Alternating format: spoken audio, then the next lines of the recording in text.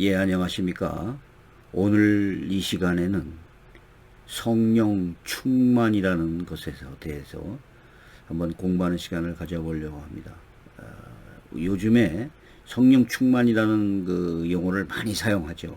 그런데 성령 충만이라는 단어가 잘못 사용되는 경우가 많은 것 같습니다. 실제로 어느 그 모임에서 지금 이 자리가 성령 충만하게 하여 주시옵소서 이렇게 얘기를 하는데 그 자리가 모두 성령으로 거듭난 사람들만 있는 것이 아니기 때문에 성령 충만이라는 단어를 사용하기에는 조금 문제가 있는 것 같습니다. 성령 충만이라는 단어는 성령이 내주한 거듭난 사람들에게 나타나는 현상입니다. 그리고 성령 내주와 성령 충만은 같은 의미가 아닙니다.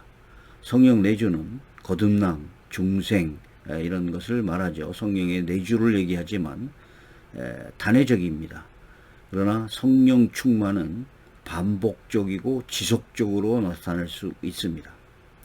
자, 사도행전 2장 4절을 보면 저희가 다 성령의 충만함을 받고 성령이 말하게 하심을 따라 다른 발언으로 말하기를 시작하느니라, 이런 이 구절이 있습니다. 그래서 이 사도행전 2장에서 3절에는 그 성령이 충만하게 내려와서 방언을 하게 되고 뭐 이런 그 이제 내용들이 나오죠. 사도행전 2장 4절을 보시면 제자들과 그에 함께 있는 자들이 다 성령이 충만했다고 기록되어 있습니다. 물론 베드로를 포함한 모든 제자들도 함께 성령의 충만함을 받았습니다. 당연한 거죠. 후에 베드로는 산헤드린 공회 앞에 서서 다시 한번 성령이 충만하여 말했다고 성경은 기록하고 있습니다. 사도행전 4장 8절에 이에 베드로가 성령이 충만하여 가로되 백성의 관원들과 장로들아, 이렇게 하면서 베드로가 이야기를 시작합니다.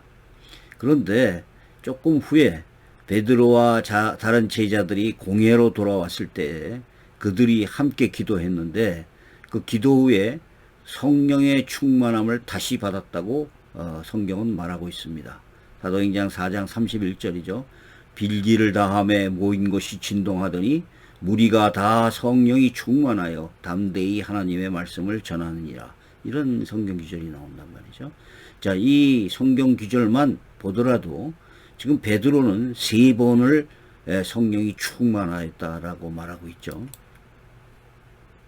그래서 사도행전 6절 5절에는 믿음과 성령이 충만한 사람 스데반과 빌립과 뭐 이렇게 해서 지금 7 집사들을 임명하는 그런 내용이 나옵니다. 그러니까 믿음과 성령이 충만한 사람 7사람을 집사로 뽑죠. 그런데 이미 그 믿음과 성령이 충만했던 스데반은 사도행전 7장 55절에서 돌에 맞아 순교를 할 때 다시 성령이 충만하게 되어서 주님을 보게 되는 그러한 장면이 나옵니다. 자, 7장 55절 스데반이 성령이 충만하여 하늘을 우러러 주목하여, 이렇게 해서 예수님이 하나님 우편에 서 계신 것을 보죠.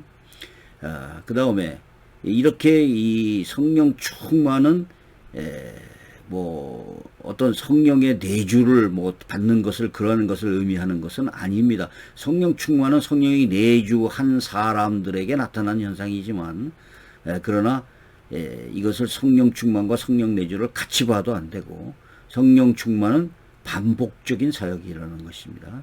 그래서 성령 충만은 어떤 특별한 사역을 위해서 특별히 하나님께 능력을 받는 현상을 의미할 수도 있어요.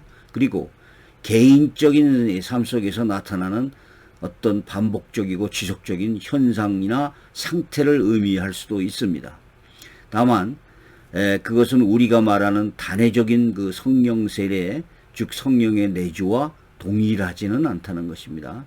만일 성령 충만이 곧 성령 세례, 성령 내주와 같은 의미라면 예수님도 누가복음 41절의 사건에서 성령을 처음 받은 것이 되어버려요. 누가복음 4장 1절 예수께서 성령의 충만함을 입어 요단강에서 돌아오사라고 얘기하고 있죠.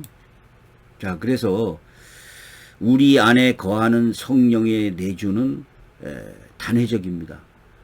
뭐 2번 성령을 받았다, 3번 성령을 거듭났다 이런 얘기는 없어요. 그러나 그리스도인의 영적인 성장과 확대나 이런 것들은 지속적이고 반복적이고 점진적이어야만 하는 겁니다. 물론 성령 충만은 성령이 내주하는 사람에게 일어나는 현상이죠. 그리스도인들은 그 삶의 과정에서 어떤 체험이 그에게 큰 계기나 성장을 가져다 줄 수 있습니다. 이러한 영적 체험의 상태 혹은 그 특징은 반복적이고 지속적이 되고 이거를 성령의 충만함이라고 부를 수 있다는 것입니다. 어떤 일부 학자들이나 이런 에서는 이러한 상태를 뭐 제2, 뭐 제3의 체험 이렇게 부르기도 하는데 이러한 성령 충만을 반드시 뭐 제2, 제3의 체험이라고 어떠한 특별한 사건으로 부각시킬 이유는 없어 보입니다. 또 방언과 같은 뭐 특정한 그 은사적 체험을 성령 충만이라고 제한적으로 부르는 것도 적절하지 않습니다. 은사는 여러 가지고 공동체인 교회의 유익을 위하여 각 지체에게 나누어주는 성령의 다양한 선물이기 때문입니다. 자, 성령 충만이라는 것이 무엇일까요? 굳이 예를 들자면 성령 충만은 유리잔에 물을 붓는 것으로 비유할 수는 없습니다. 왜 그럴까요? 한번 가득 채워진 물은 더 이상 채울 수가 없기 때문입니다. 쏟아지고 넘치기 때문이죠. 헬라어의 그 프레도라는 말인데 그 단어가 to fill, to fill를 말합니다.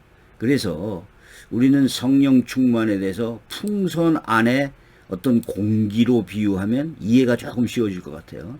공기가 채워진 풍선은 가득 차 있지만 공기가 더 들어갈 수 있습니다.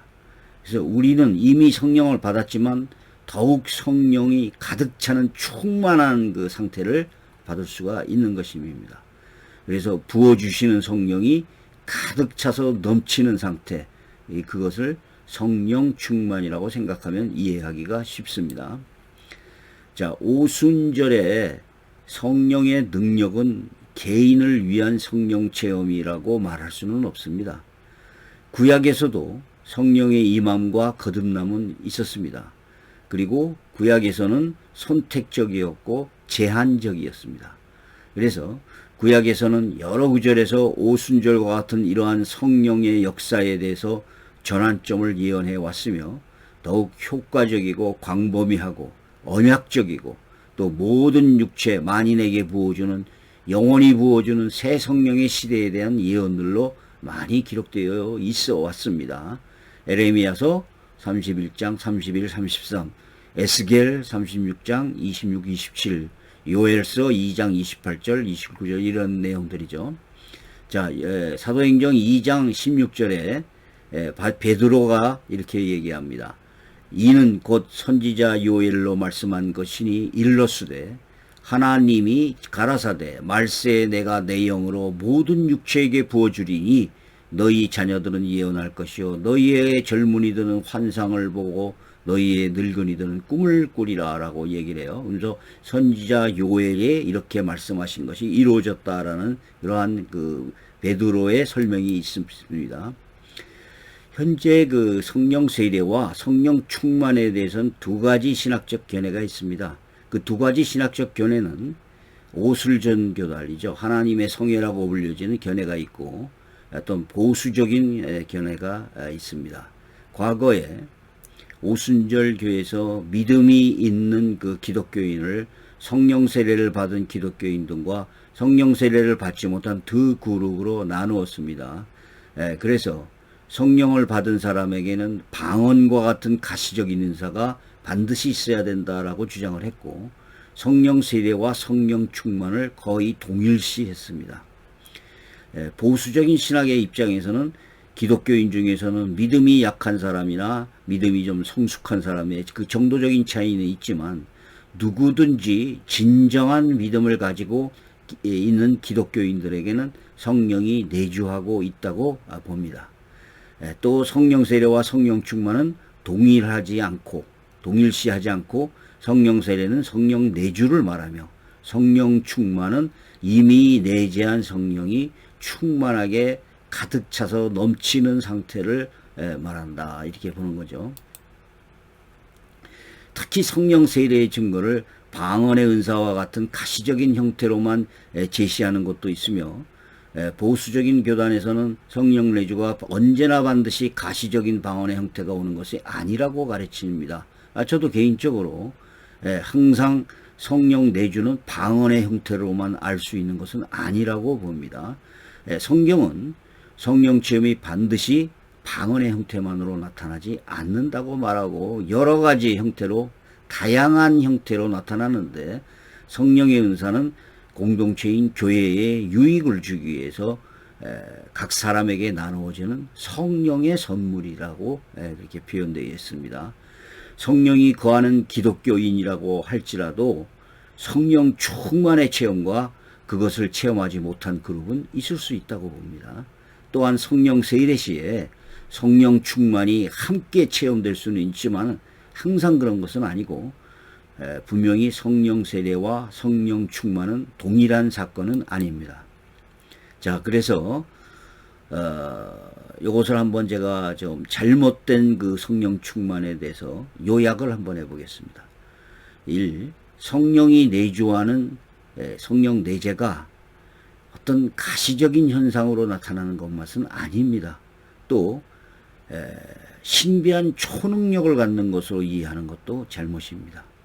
두 번째, 성령 내주는 단회적이고 성령 충만은 반복적입니다. 3. 성령 내주는 반드시 어떤 현상이 나타나는 것이 아니고 당사자가 그거를 가시적으로 인식하거나 스스로 인식할 수 있는 것이라고 말할 수는 없습니다. 은사는 성령 내주의 가시적인 증거를 보여주기 위해 주는 것이 아닙니다. 넷째, 성령 내주의 목적은 그 개인을 구원으로 인도하고 보증하려는 하나님의 전적인 사역과 은혜 기회하며 나의 웰빙을 도와주는 목적이라고 말할 수 없습니다.